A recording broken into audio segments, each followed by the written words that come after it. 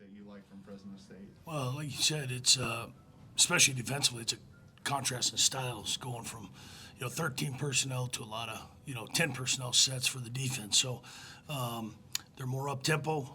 They present a different offensive game plan than we just faced. So it's almost kind of put that well behind us because this is a whole different can of worms when you talk about offensively. So they're gonna get the ball out quick.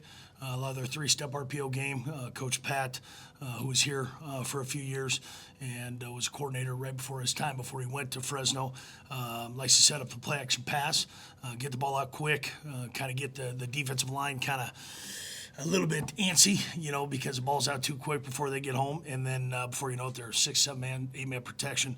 1 and 2 man routes, and all of a sudden, trying to go up top on you, trying to lull you to sleep. So, defensively, similar in a lot of ways in terms of, front wise, a little bit of 5-man front, mostly 4 down front, but a little bit more middle of the field close. So they're going to play a little bit more, man and 3. But North Dakota State played a lot more man than we anticipated last week. So we got a heavy dose of that last week, and part of that's due to probably our quarterback run game. To add an 8th defender to the box.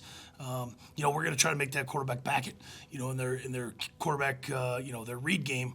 I want to see the quarterback.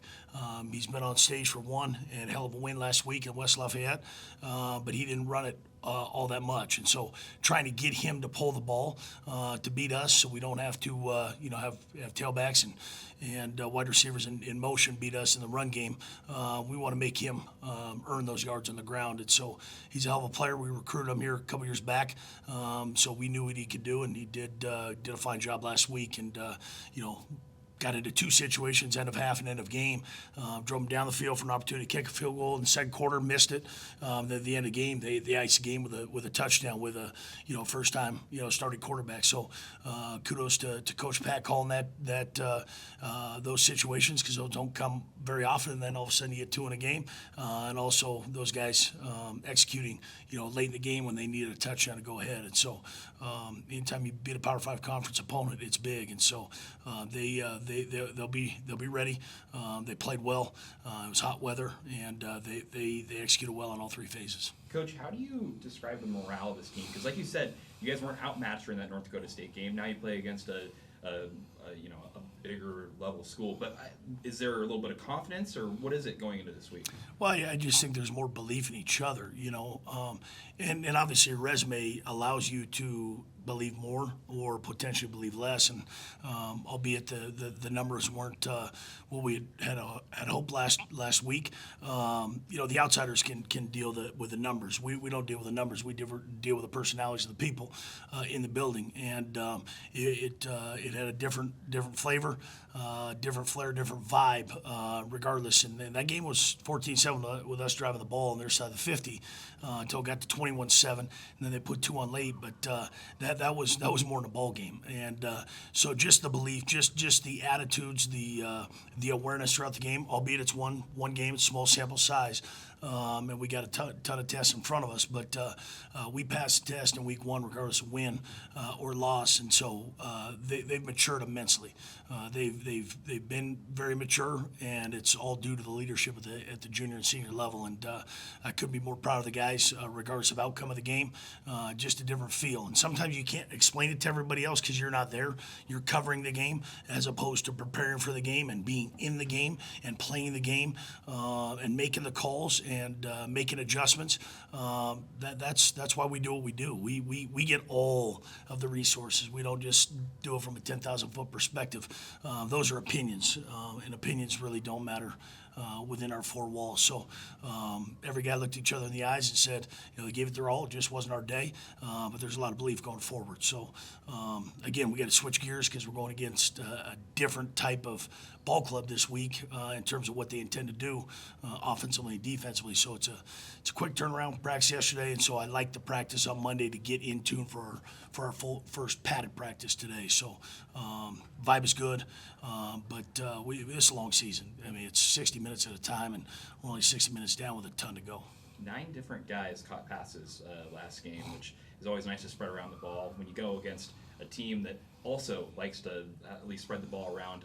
Does that give you a little bit of confidence going into this game as well? Or? Well, I think when you spread it around, no different than any team game, you can't just concentrate on one guy or one area.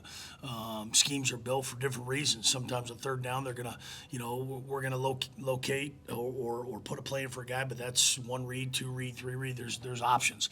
So when you spread the ball around, you can't lock in on one guy or one side of the field. Kikoa did a good job spreading that thing around. Some of that was induced by the scramble to be able to find guys, when the pocket did break down. But when you spread it around, it's hard. You got to defend the whole field, the entire width of the entire length. And so we intend to do that going down the road over the next 10 games. Is making sure that we're not trying to get someone 100 yards. We're trying to call the plays that work the best, and if guys are in the position to make the plays, do the most with it. So through one, a lot of guys got touches. We got to ramp up the run game a little bit more because with a better run game opens up the RPO in the pass game. And so that's kind of the lean this week with the opponent we're facing. In that North Dakota State game, your defense made several key stops. The second and third quarter, they pretty much kept them locked down apart from the big quarterback run. But the offense just seemed to not be able to just get points on the board. What did you see that you would kind of like to fix from that aspect heading into this week? Well, speaking of the defense question first, I mean, there was 6 of 11. They had 11 possessions. We stopped them 6 times. The other 5 ended up in 7-point end results, which is hard because it's 35 points. But you stop a team for 60% of the time without any points. That's usually going to put yourself in a situation where you got more than just a chance. But you got to try to find a field goal or two or a missed field goal or two or, in that other 5 possessions. There's 4 straight series in the second and third quarter where we stopped them, 4 continuous drives. That only allows your offense to possess the ball. It doesn't mean you're going to turn that into points. I think we got in a situation where there's a few penalties that put us back behind the sticks, and one of them was on the plus side of things. We had a fairly, I wouldn't say a big run, but an 8 or 9 yard run by Tuna. They got called back due to holding, so instead of 2nd and 2 from the 27, you're 1st and 20 from the 45. So that hurts. That's tough. Those are things that are hard to overcome. We had 3 false starts that put us back behind the sticks. But outside of that, we played a fairly clean game. We just couldn't really stay in rhythm at times. Hell of an opponent. I mean, at the end of the day, you're on the road in your first game with a bunch of new faces, not just players but coaches. Zero excuse, but those are all variables when you're going on the road facing the number 2 team in the nation in the FCS. And I thought we stood up. I thought we bowed our neck, and I thought we kept our eyes high the entire way. Run game will help with that too. So we'll shore a few things up. Nothing's going to be perfect, but we'll continue to find out who we are collectively to find out who then we will become by the mid to end part of the year. But excited for these guys at Opportunity 2 this Saturday night. And Efton obviously had a good game. Keiko had a pretty good game. But Michael Wortham, he comes in kind of a jack of all trades. You line him up at running back, slot receiver. He's returning kicks. Just completely shined in that game. What made him so special that you wanted to bring him here, and what have you seen from him over the, I guess, summer and fall? Yeah, when he got here, obviously his main responsibility was challenged to be the potential starting quarterback at Eastern, and that was with him and Jared Taylor. There was no clear-cut starter. Kikoa had the most experience. He'd had 1 start, played a little bit in other games, but we needed some competition at that position. And he certainly did that in winter ball. Him and Jared both played extremely well in spring football. You would have known that they just got here 3 months ago. So it's a testament to them and their studies. But probably about the middle of spring, we thought, as coaches, we're supposed to put players in positions to make plays.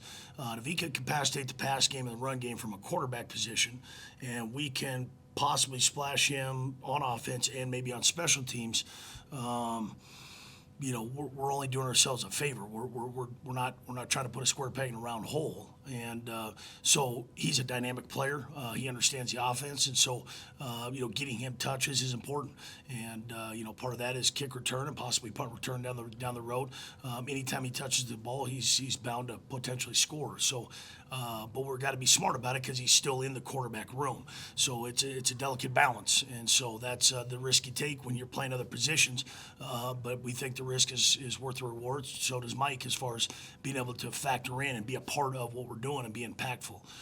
So that was just a taste of what's yet to come. We'll continue to see what defenses give us, what we can take advantage of, and if Mike works into those plans, he works into those plans.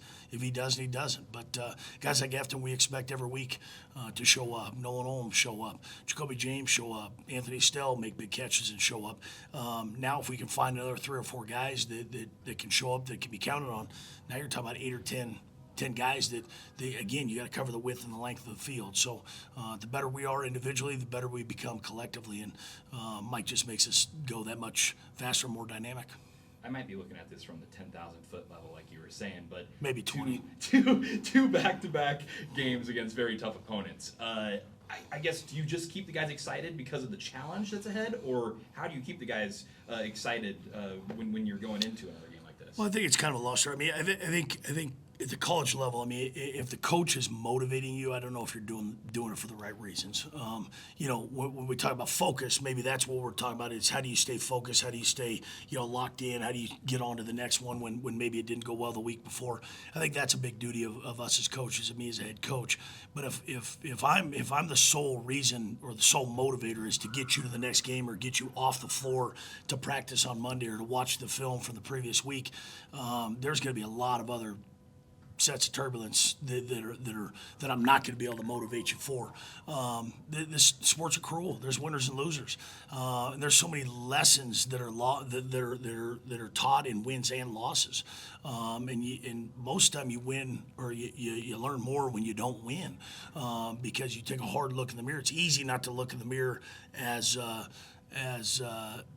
detailed when all of a sudden you win because you won, you move on. Well, sometimes that can be the worst thing for you. And so we shouldn't need to be motivated based on, Coach Best and rah-rah, pregame speeches and postgame speeches. Those are part of it. And that's part of maturing as a bunch. That we don't need those things. They need each other. And when you look at a person across from you and next to you and you know that he's given his all, and it's not going to be perfect, but he's going to give everything he got, we have a better shot to have a better outcome. And so, week in, week out, that's what it is. It's 11 games, back to back to back with a bye in between. And fall is a special season, but you can't stay so focused that you don't find fun in other things. You got to find different avenues. And we're not in school yet for another 3 weeks. And so we have the ability to have those guys watch a little bit more film, do a few more things without the books in their hand. And so that's also another small challenge in a good way as we get into game 2. Thanks, Coach. Thanks, Coach. Yep. Thanks, Coach. Appreciate it. Thank you. Appreciate it.